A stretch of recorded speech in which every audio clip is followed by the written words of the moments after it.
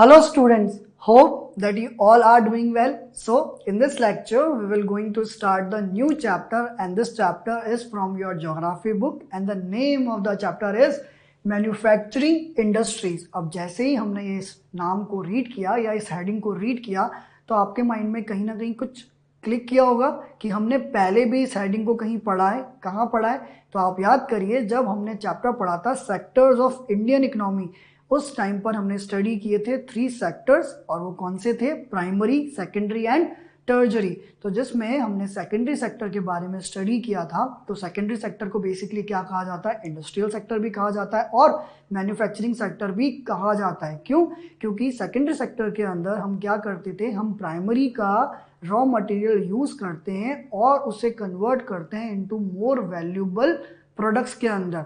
तो बेसिकली उसे क्या कहा जाता है? उसे कहा जाता है मैन्युफैक्चरिंग और इंडस्ट्रियल सेक्टर। तो बेसिकली हम इस चैप्टर के अंदर मैन्युफैक्चरिंग इंडस्ट्रीज के बारे में स्टडी करने वाले हैं और देखेंगे किस तरह से जो मैन्युफैक्चरिंग है वो प्रोसेस होती है, क्या फैक्टर्स होते हैं जिसके लिए जो इंडस्ट्री सेटअप्स होती हैं तो जो ओनर्स होते हैं बेसिकली वो माइंड में रखते हैं और किस तरह से जो इंडस्ट्रीज हैं वो डिफरेंट कैटेगरीज के अंदर क्या है, क्लासीफाइड है।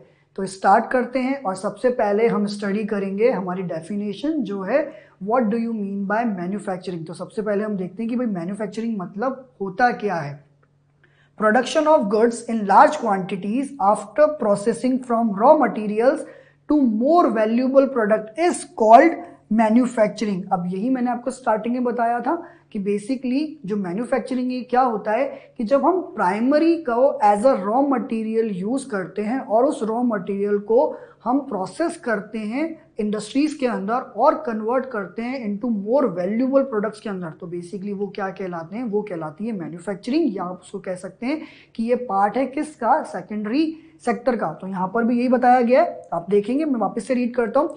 Production of goods in large quantities after processing from raw material to more valuable product is called manufacturing. तो यहाँ पर भी ये बताया गया है कि जब हम प्रोडक्शन करते हैं लार्ज क्वांटिटी में गुड्स का, और कैसे प्रोड्यूस कर रहे हैं? जब हम रॉ मटेरियल का यूज कर रहे हैं और वो रॉ मटेरियल कहाँ से आता है? वो आता है हमारे प्राइमरी सेक्टर से, और हम उन गुड्स को मोर वैल्यूएबल प्रोडक्ट्स के अंदर क्या कर रहे हैं? कन्वर्ट कर रहे हैं। यानी कि जो रॉ मटेरियल हमने प्राइमरी से लिया उस रॉ मटेरियल का यूज करके हम क्या कर रहे हैं? उन रॉ मटेरियल को मोर वैल्यूएबल प्रोडक्ट्स के अंदर कन्वर्ट कर रहे हैं by the help of industry.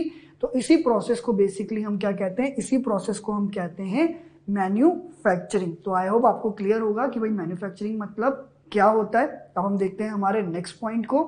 Next हमारी जो हेडिंग है वो है इंपॉर्टेंस ऑफ मैन्युफैक्चरिंग। अब मैन्युफैक्चरिंग बहुत ही इंपॉर्टेंट है, हमने पढ़ा है सेक्टर्स ऑफ इंडियन इकोनॉमी में कि जो सेकेंडरी सेक्टर है वो कितना इंपॉर्टेंट है।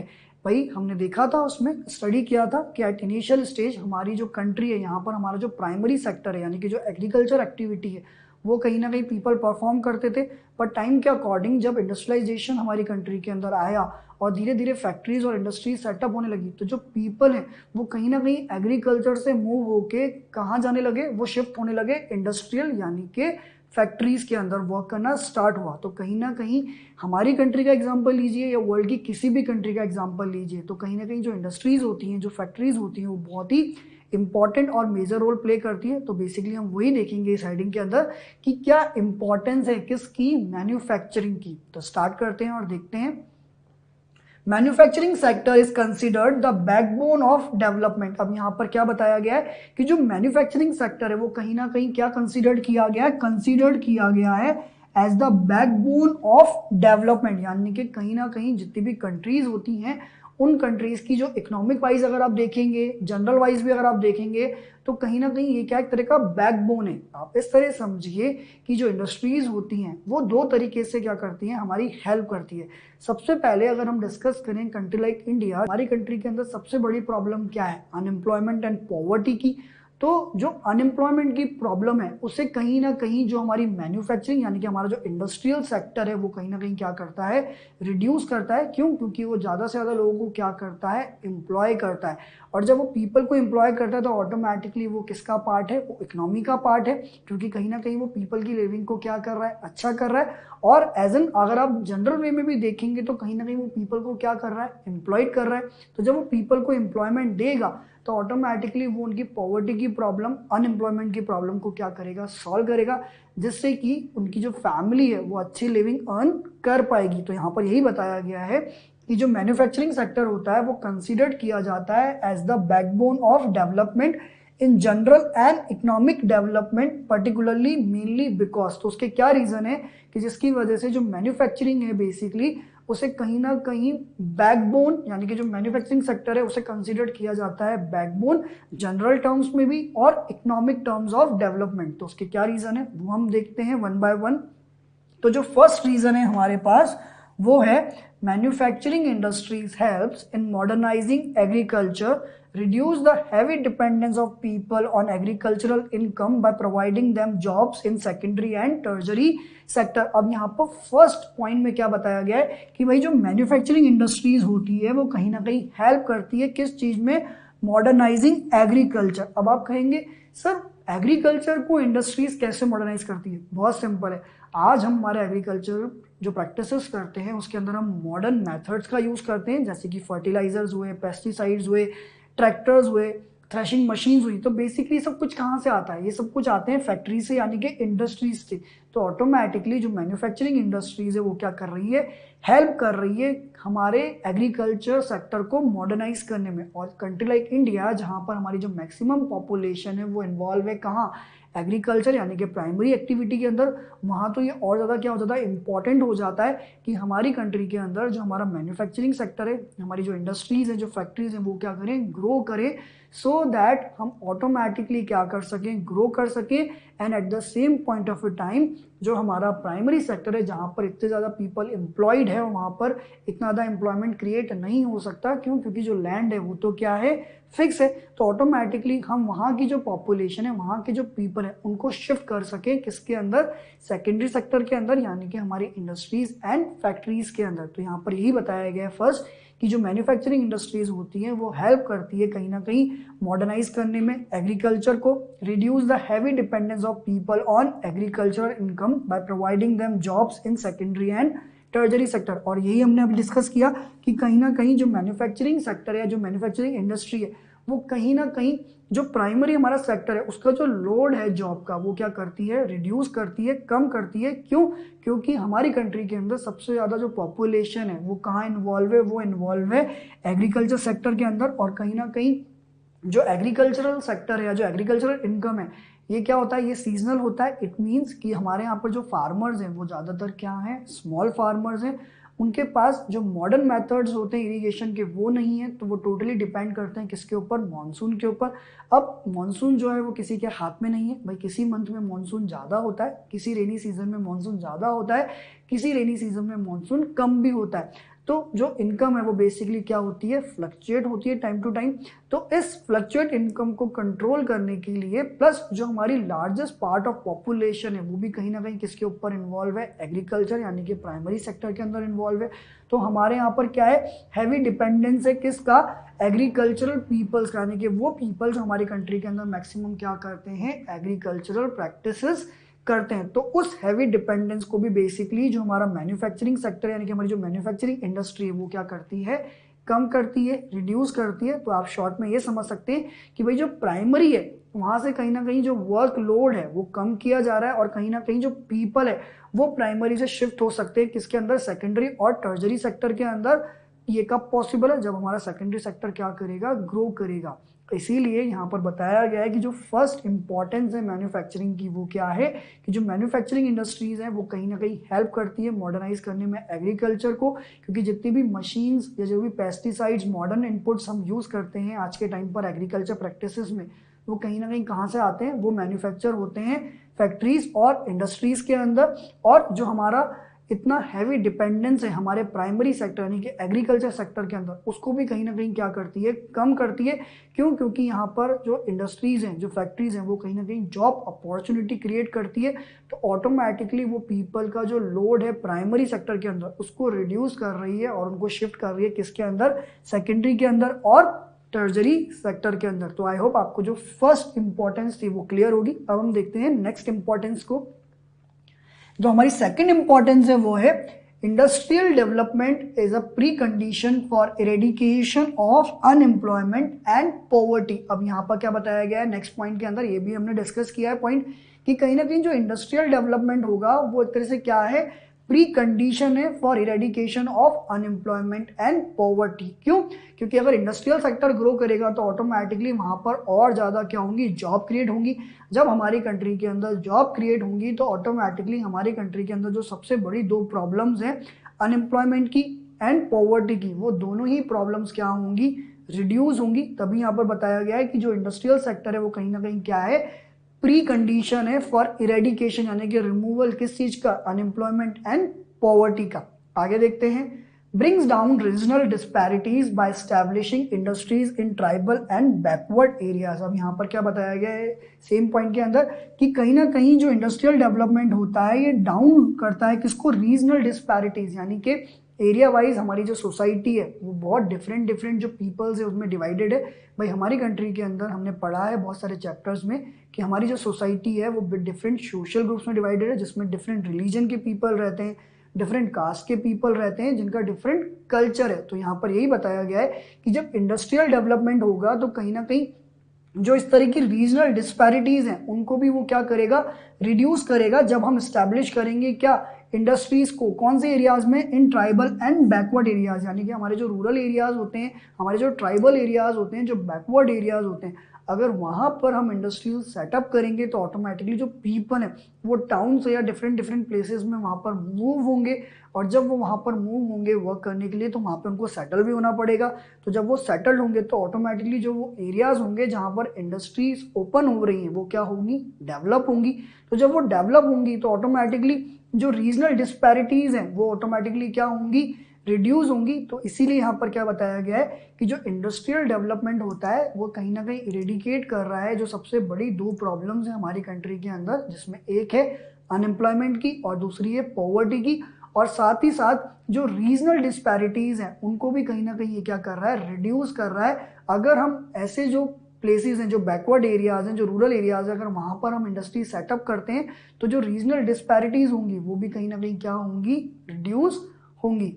तो आई होप आपको सेकंड पॉइंट भी क्या होगा, क्लियर होगा। अब हम देखते हैं हमारे नेक्स्ट पॉइंट को,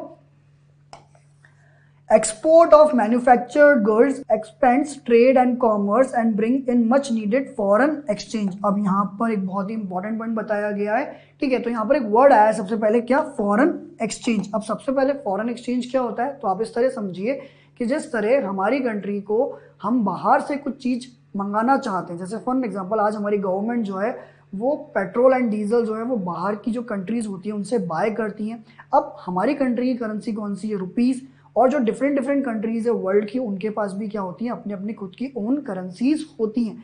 पर जो इंडियन करेंसी है रुपीज, वो तो सिर्फ कहाँ चलती है, इंडिया में, या आप कह सकते हैं जो भी हमारी नियर बाय नेबरिंग कंट्रीज हैं कुछ वहां पर भी चलती है।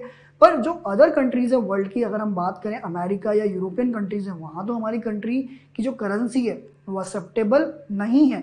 तो फिर वहां से अगर हमको कुछ चीज बाय करनी है तो हम कैसे बाय करेंगे, तो उसके लिए हमारे वर्ल्ड के अंदर क्या है कि एक करेंसी है जिसे बेसिकली पूरे जनरल एज एन होल हर कंट्री, वर्ल्ड का हर मार्केट उसको एक्सेप्ट करता है, वो है डॉलर। तो बेसिकली हर कंट्री ये चाहती है कि उनके पास क्या रहे, डॉलर, यानी कि फॉरेन एक्सचेंज रहे। तो इन फ्यूचर अगर हमारी गवर्नमेंट को या हमको कभी भी कुछ बाय करना होता है तो हमें बदले में जो दूसरी कंट्री है उन्हें कैसे पेमेंट करनी पड़ती है, उन्हें पेमेंट करनी पड़ती है थ्रू डॉलर या उनकी जो लोकल करेंसी है उनके थ्रू। आप इसको बहुत ही सिंपल एग्जांपल से भी समझ सकते हैं। अगर कभी आप अपने पेरेंट्स या अपनी फैमिली के साथ कहीं इंडिया के बाहर किसी भी अदर कंट्री में अगर घूमने गए होंगे तो आपने ये चीज़ देखी होंगी कि आपके जो डैड है वो बेसिकली उस कंट्री की लोकल करेंसी या फिर मार्केट से डॉलर्स बाय करते हैं, बैंक से जो है वो डॉलर्स लेते हैं जब हम विजिट करते हैं किसी भी फॉरेन कंट्री में जाने से पहले। वो ऐसा क्यों करते हैं, सो दैट जो हमारे इंडियन रुपीज़ है वो उस कंट्री में एक्सेप्टेबल नहीं है। तो वहाँ पर कौन सी करेंसी एक्सेप्टेबल होगी, जो वहाँ की लोकल करेंसी होगी, या एज अ होल पूरे वर्ल्ड के अंदर जो डॉलर है वो एक्सेप्टेबल है। तो आपके जो डैड है वो अपने रुपीज़ को किस में कन्वर्ट करेंगे, डॉलर्स में कन्वर्ट करेंगे। इन शॉर्ट में अगर आप समझेंगे तो जो फॉरेन एक्सचेंज है, जो डॉलर है, वो किसी भी कंट्री के लिए क्या होता है, बहुत ही इंपॉर्टेंट होता है। तो यहाँ पर यही बताया गया है सेकंड पॉइंट के अंदर कि जो एक्सपोर्ट होता है मैन्युफैक्चर्ड गुड्स का वो कहीं ना कहीं एक्सपेंड करता है किसको, ट्रेड एंड कॉमर्स को। और सबसे इंपॉर्टेंट बात, वो अपने साथ में लेके आता है मच नीडेड फॉरेन एक्सचेंज, जिसकी हमको बहुत ज़्यादा क्या होती है, रिक्वायरमेंट होती है। जब भी हमारी गवर्नमेंट या हमको कुछ बाहर से कोई भी इंपोर्टेड गुड्स अगर कंट्री के अंदर मंगाना है, प्लस हम अगर मैन्युफैक्चरिंग कर रहे हैं गुड्स को, हम उनको कन्वर्ट कर रहे हैं इनटू मोर वैल्यूएबल प्रोडक्ट्स को, तो हम उनको क्या करेंगे, बाहर सेल करेंगे, तो ऑटोमेटिकली उससे हमारा एक्सपोर्ट क्या होगा, इंक्रीज होगा। और जब हमारा एक्सपोर्ट इंक्रीज होगा तो ऑटोमेटिकली जो हमारा फॉरेन एक्सचेंज है वो भी क्या होगा, इंक्रीज होगा। क्यों? क्योंकि जब हम बाहर की कंट्रीज को कुछ भी आइटम या कुछ भी सामान बेचेंगे तो वो भी हमको किस में पेमेंट करते हैं, वो भी हमको फॉरेन करेंसी यानी कि बेसिकली डॉलर्स में पेमेंट करती है। तो ऑटोमेटिकली उससे हमारी कंट्री के अंदर किसका इंक्रीज होता है, तो इंक्रीमेंट होता है फॉरेन एक्सचेंज के अंदर, जो हमारी कंट्री के लिए बहुत ज़्यादा ज़रूरी है, हमारी कंट्री के डेवलपमेंट के लिए बहुत ज़्यादा ज़रूरी है। तो यहाँ पर यही बताया गया है कि जो एक्सपोर्ट होता है मैन्युफैक्चरिंग गुड्स का, वो कहीं ना कहीं ट्रेड एंड कॉमर्स को तो इंप्रूव कर ही रहा है, साथ में वो अपने साथ मच नीडेड क्या ला रहा है, फॉरेन एक्सचेंज ला रहा है, जो हमें बहुत ज़्यादा क्या है, रिक्वायर्ड है अगर हमें बहुत स्पीडी वे में क्या करना है, डेवलपमेंट करना है। क्यों? क्योंकि अगर बाहर से हमें कोई भी जो टेक्नोलॉजी है उसे बाय करना है, कोई भी प्रोडक्ट है उसे बाय करना है, तो वो हम बहुत इजीली कर सकते हैं अगर हमारे पास रिक्वायर्ड क्या है, फॉरेन एक्सचेंज अवेलेबल है। तो आई होप आपका वाला पॉइंट भी क्या होगा, क्लियर होगा। अब हम देखते हैं हमारे नेक्स्ट इंपॉर्टेंस को, जो है fourth, countries that transform their raw material into a wide variety of furnished goods of higher value are prosperous। अब यहाँ पर क्या बताया गया कि वो सब कंट्रीज जो कहीं ना कहीं क्या करती है, ट्रांसफॉर्म करती है किस चीज को, उनके रॉ मटेरियल को, किसके अंदर, into wide variety of furnished goods of higher value are prosperous. इसको आप शॉर्ट में समझिए कि मैंने आपको स्टार्टिंग में ही क्या बताया था कि जो मैन्युफैक्चरिंग प्रोसेस है बेसिकली क्या है कि जब हम प्राइमरी से as a raw material use कर रहे हैं और उसको हम कन्वर्ट कर रहे हैं into more other important and valuable product के अंदर, तो ऑटोमेटिकली वो क्या है, वो मैन्युफैक्चरिंग प्रोसेस है, या आप कह सकते हैं वो मैन्युफैक्चरिंग कहलाता है। तो यहाँ पर यही बताया गया है कि हर वो कंट्री जो कहीं ना कहीं ट्रांसफॉर्म कर रही है अपने रॉ मटेरियल को और उसको ट्रांसफॉर्म करके कन्वर्ट कर रही है into more other important valuable product के अंदर, तो ऑटोमेटिकली वो ज़्यादा क्या होगी, प्रॉस्परस होगी। क्यों? क्योंकि जो रॉ मटेरियल है उसकी इतनी ज़्यादा इंपॉर्टेंट वैल्यू नहीं थी। जिसमें आप सिंपल सा एग्जांपल ले लीजिए कि सपोजिटली मैं शुगर केन है उसको ग्रो करता हूँ, मैं एक फार्मर हूँ और मैं क्या कर रहा हूँ, शुगर केन को ग्रो कर रहा हूँ। अब मैंने शुगर केन ग्रो किया तो शुगर केन की इतनी इंपॉर्टेंस नहीं है, पर उस शुगर केन को अगर मैं किसी इंडस्ट्री में लेके जाता हूँ और उसको कन्वर्ट करता हूँ किसके अंदर, शुगर केन के अंदर, शुगर के अंदर या जैगरी के अंदर, तो बेसिकली उसकी वैल्यू क्या हो रही है, और ज़्यादा इंपॉर्टेंट है। और नॉट ओनली मैं उस शुगर को इंडिया के अंदर मार्केट में बेच सकता हूँ, बल्कि जो ग्लोबल मार्केट है मैं उनको वहाँ पर भी सेल कर सकता हूँ। तो इससे क्या हुआ, इससे तो मेरी जो रीच है वो बढ़ गई, प्लस मेरा कहीं ना कहीं जो बिजनेस है वो और ज़्यादा क्या हो रहा है, ग्रो हो रहा है। तो यहाँ पर यही बताया गया है कि वो कंट्री जो कहीं ना कहीं ट्रांसफॉर्म करती है अपने रॉ मटेरियल को किसके अंदर, और ज़्यादा मोर वैल्यूएबल गुड्स या हायर वैल्यू प्रोडक्ट्स के अंदर, तो वो और ज़्यादा क्या होती है, प्रॉस्परस होती है। क्यों? क्योंकि यहाँ पर आपकी जो इनकम है वो और ज़्यादा क्या हो जाती है, इंक्रीज हो जाती है, प्लस आपका जो मार्केट है वो भी, उसका जो स्कोप है वो भी क्या हो जाता है, और ज़्यादा हो जाता है। जैसे कि फॉर एग्जांपल अगर मैंने आपको एग्जांपल दिया शुगर का या शुगर केन का, कि जैसे शुगर केन है वो तो मैं सिर्फ लोकल मार्केट्स में ही सेल कर सकता हूँ, पर अगर मैं उसको कन्वर्ट कर रहा हूँ शुगर या जैगरी के अंदर, तो मैं उसको इंटरनेशनल मार्केट्स में भी सेल कर सकता हूँ बहुत ही ईजिली। इससे मेरा प्रॉफिट भी बढ़ रहा है, मेरी लिविंग भी बढ़ रही है, प्लस कहीं ना कहीं जो कंट्री है वो भी ज़्यादा क्या होगी, प्रॉस्परस होगी। क्यों? क्योंकि अगर मैं उसको बाहर सेल करूँगा तो मेरे को क्या मिलेगा इन एक्सचेंज में, फॉरेन करेंसी, यानी कि हमारी गवर्नमेंट को क्या मिलेगा, फॉरेन एक्सचेंज मिलेगा, जो बेसिकली हमारी कंट्री के डेवलपमेंट के लिए बहुत ज़्यादा क्या है, ज़रूरी है। तो आई होप आपको ये क्लियर होगा इंपॉर्टेंस